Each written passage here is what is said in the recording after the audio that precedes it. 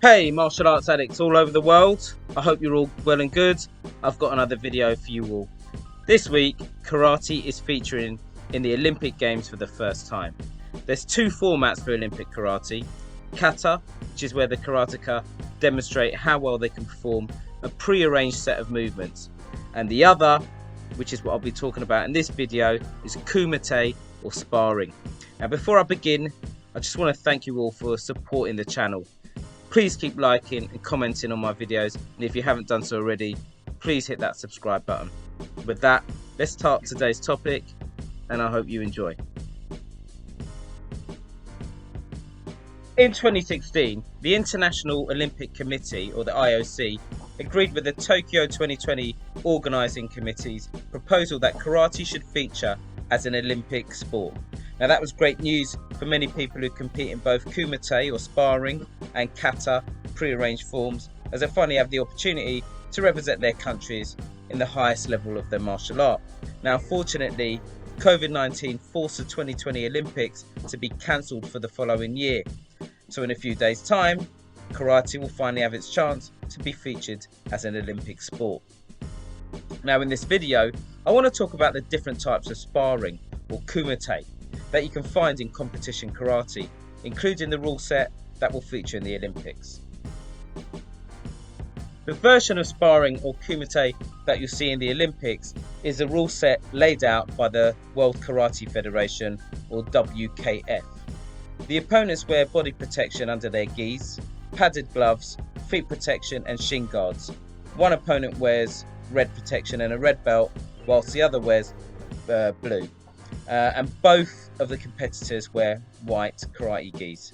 Now the contact must be controlled so that the stress is to strike your opponent with a clean technique but with controlled contact in order to not injure your opponent. If you punch your opponent in the face and the opponent is knocked out, for example, you'll get disqualified because you failed to show the correct control. The competitors have to be very quick and demonstrate excellent footwork so that they can keep at a safe distance from the opponent and then quickly move in for the technique, ensuring that they're not hit themselves. Now you can strike to the face and body, but you cannot kick the legs anywhere between the hip and the knee. And you can, however, apply foot sweeps as long as they're aimed below the knee. The WKF style of karate, which is very controlled contact, is sometimes known as semi-contact. But there are other styles of karate that, although not recognised by the IOC, have equally skilled athletes. The styles that I'm going to look at fit into the category of full contact or knockdown rules. Now the first of these is a style called Kyokushinkai karate. This is a style created by a man named Mas Oyama. He was a Korean who gained Japanese citizenship, and Oyama learned two styles of karate, Shotokan and Goju-ryu, as well as being a black belt in judo. Oyama was a very tough guy and was famous for his demonstrations where he would throw bulls to the ground and sometimes break their horns with his hands.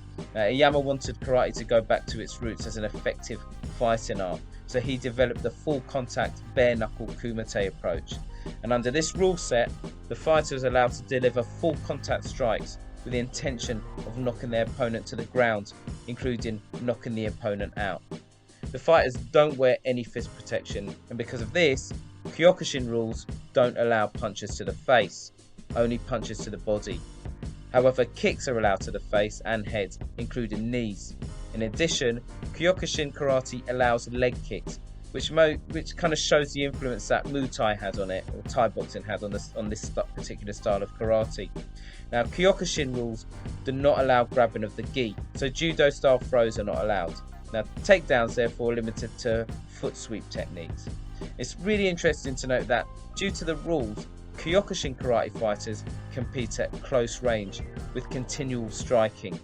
Each fighter is basically hoping to be the much more conditioned one between the two opponents, so much so that the opponent can't take any more or gets knocked out. In WKF rules that you'll see in the Olympics, the fighters fight from a longer range, waiting for an opportunity to rush in and score or strike before being separated. So WKF style favours speed, timing and accuracy, whereas Kyokushin favours strength, power and endurance. two styles that I've spoken about, WKF, that will feature in the Olympics, and the full contact Kyokushin version, are both seen as traditional Kumite formats. There are karate organisations, for example, that are not affiliated to the WKF but have a similar rule set. Likewise, Kyokushin has given rise to modern offshoot versions that use a similar rule set but have slight differences. For example, they allow you to grab the gi and perform throws. There is one modern sporting rule set for competitive karate which is fast becoming extremely popular, and it's a professional format called Karate Combat. Now this is full contact karate in which the fighters wear mixed martial arts style gloves so they can punch to the face. Now in addition, they can throw kicks to the head and body, but unlike Kyokushin karate, kicks between their hip and knees are not allowed.